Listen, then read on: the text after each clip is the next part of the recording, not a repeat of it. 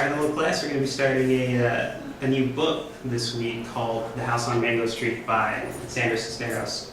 But before we start delving into it, I want to ask a couple of questions before we read this. Because I noticed there was a lot of animosity toward reading books the last class that we did. The first thing I want to ask you is, what do you think the purpose of reading a book is in English class? Now I know that in English class we teach you how to spell, we teach you grammar, and then we teach you some reading skills. You guys are all freshmen, so you know that you know how to read. That's why you're here. So what's the purpose of reading more? Of reading a book like The House on Mango Street or the books that we've studied previously? Do you think there is a purpose? Maybe to learn from the characters, I guess. To learn from the characters? Yeah. And what kind of things would you learn from the characters? I guess by studying their actions and reactions, we can form reasoning of whether that was a good decision or a bad decision, and see if we would do something different. So by looking at the decisions that they make in the novel or the book or whatever short story or whatever we're reading, we're sort of asking ourselves, okay, what would we do in this situation? Would we do anything different? How would this affect our life? Mm-hmm. That's a very thoughtful answer. What if, that seems to be focusing a lot on plot. Now what if there isn't necessarily a plot in it? Is there still something that we can pull out of it? If there's symbolism, we could talk about why these symbols are important, and I guess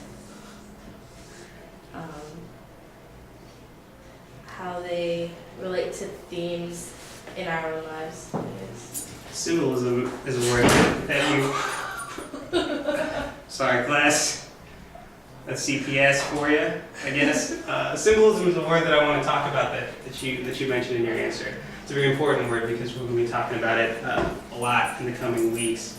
And now would you go ahead and redefine what symbolism is for the class? What symbolism is? Yeah. It's using a symbol, like, I don't know, a tree. Okay. Or shoes, A tree of shoes? like in the book, to mean something different.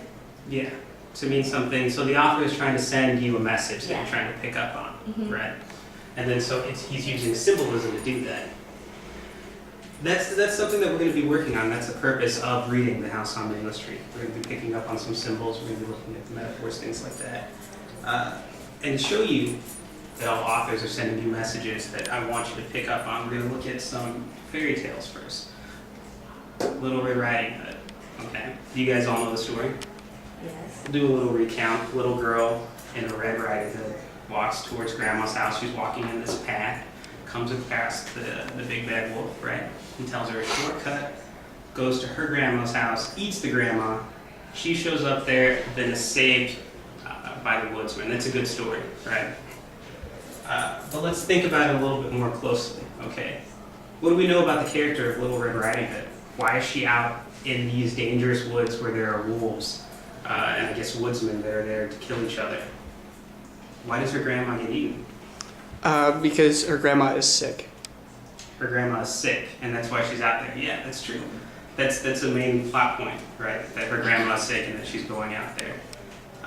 But why a little girl?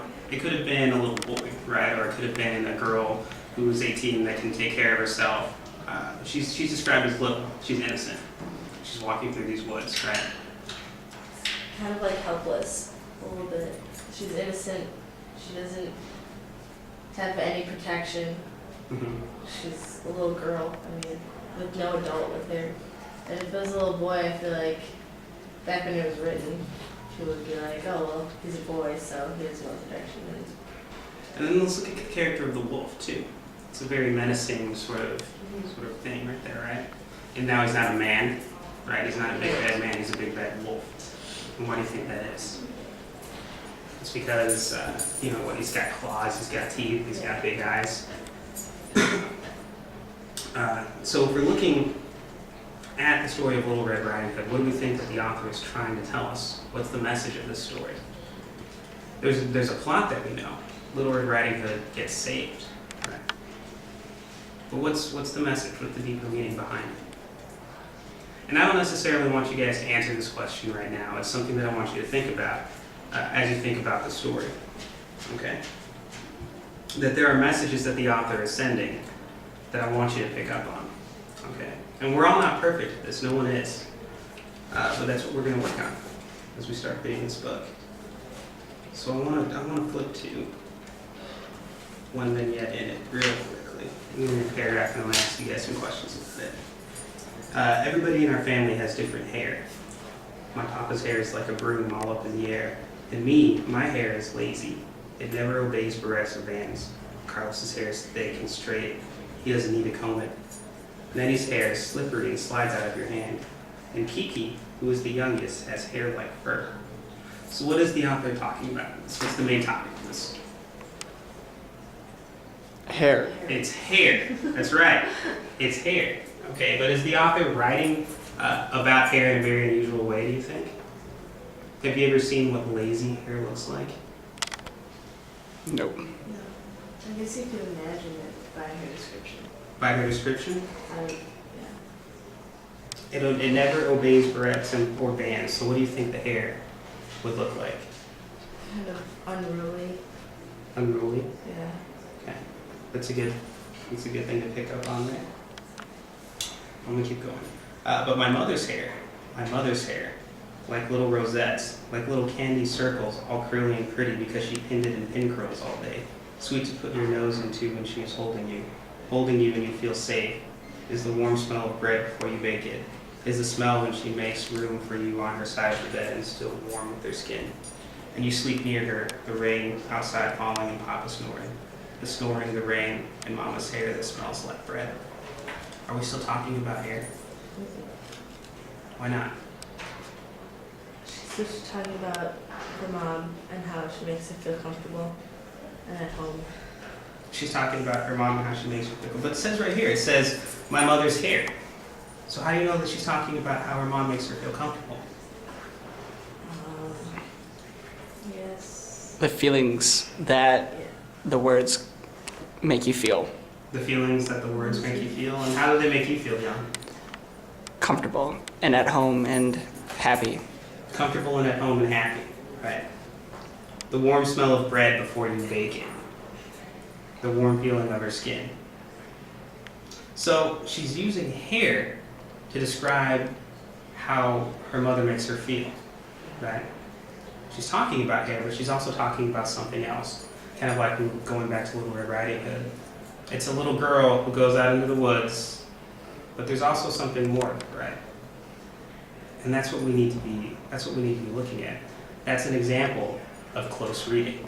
Okay, that's what you guys just did with me. That's what we're going to be working on as we go through the house on Mango Street. How much time did I? Oh, I can redo that, guys. I did not expect. Just cut that. Cut it off.